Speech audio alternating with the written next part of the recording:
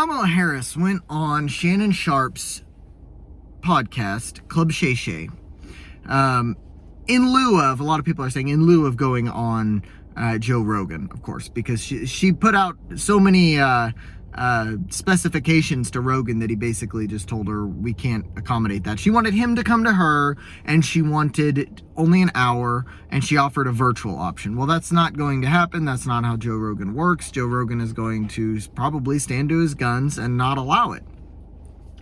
But I had so much trouble getting through the Kamala Harris Shannon Sharp interview. I did it for you guys, so I'm going to show you some of the high points. First, this hard-hitting question from Shannon Sharp. What does Madam VP eat for breakfast, or do you have time to, or is it on the go? No, when I was younger, I didn't think I needed breakfast. I wasn't a breakfast eater. Okay. Now I have breakfast every morning. It's usually a spinach omelet. It's not very exciting. Right. But it's protein with a little vegetable. And, I like chicken and apple sausage and some toast, and then I'm gone.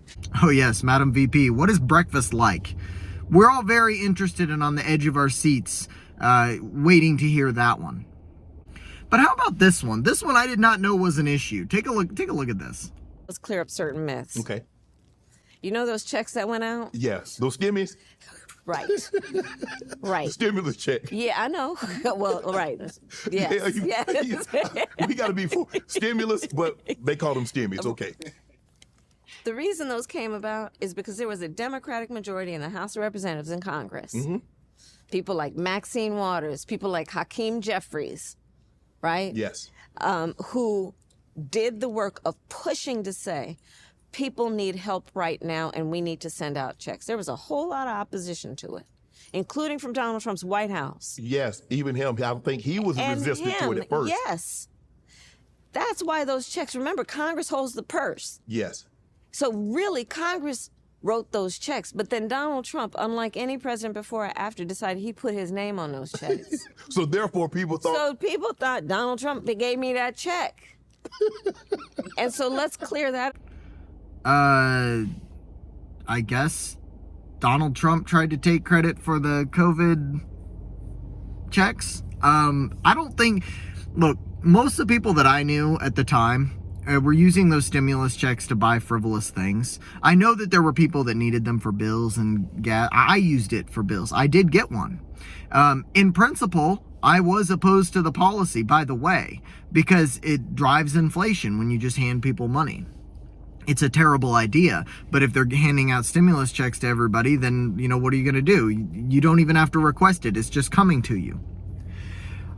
But I didn't know this was an issue. Does anyone actually care about this at all, other than these butthurt Democrats? Like, Obama was whining about it too. Who cares? Does anyone actually care about this?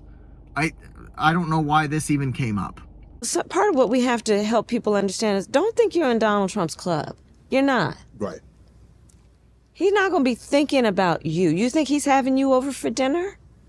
You think that when he's with his buddies, his billionaire buddies, he's thinking about what we need to do to deal with addressing, for example, my work around what I'm doing to address disparities in black men's health, around colon cancer, around what we need to do around screenings, what we need to do around prostate cancer. Black men are twice as likely to have, and screenings. What we need to do to address. I'm a survivor of prostate cancer. Right. You know what I'm talking about. No, they may not be in Donald Trump's club, but they're not in your club either, Kamala. They're not. You give less than a crap about your average day-to-day American. What you care about is power. And I can tell, here's how I know that you don't care. Because all of your policies the ones that you don't steal from Donald Trump, your policies are just about giving people stuff. You think, people are black businesses might have trouble getting started. I need black votes. Let's just give them all $20K. That'll fix the problem. You don't understand the problem at a fundamental level. Now, to the other part of this, clearly, what work are you talking about as far as your work with screenings and prostate cancer and colon cancer? I'm going to go ahead and say no work, because what the hell are you even talking about? Besides that, what in the world does that have to do with Donald Trump? You're talking about he's not going to be doing screenings for colon cancer. What, do you want Donald Trump to go put his finger up somebody's butt? What are you talking about? What are you talking about? You have no specific policies that you've mentioned about this. In fact, this is the first time in this entire campaign I've heard you mention this fact at all.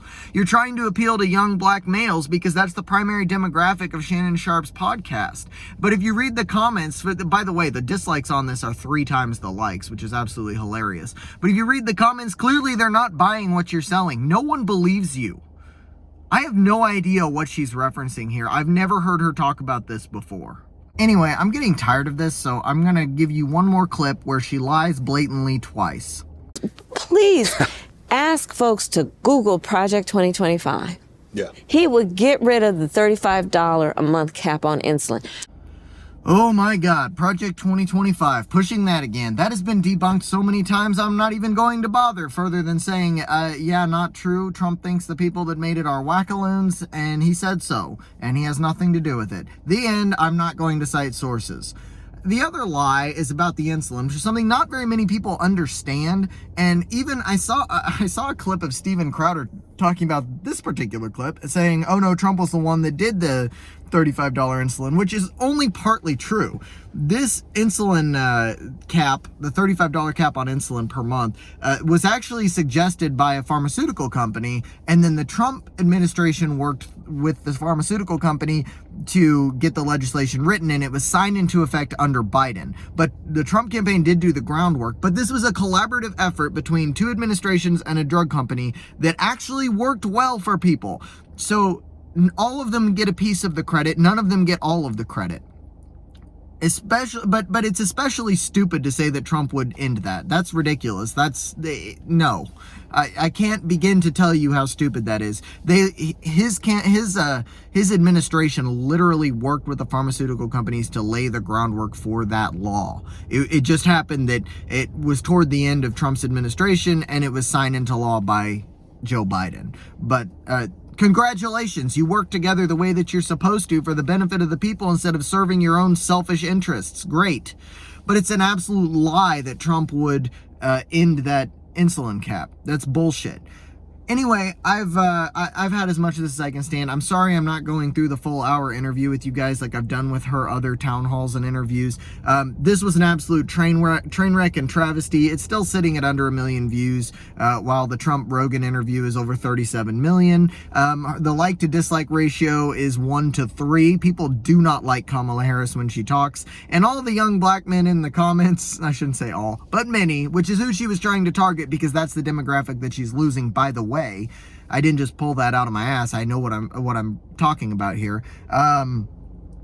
They are not responding very well. Go read the comment section. It's absolutely beautiful. I'm not going to link the video because I don't really want to drive any more viewers to that to his channel for it. Although hate watching is fun. So do whatever you want, and I'll talk to you guys next time.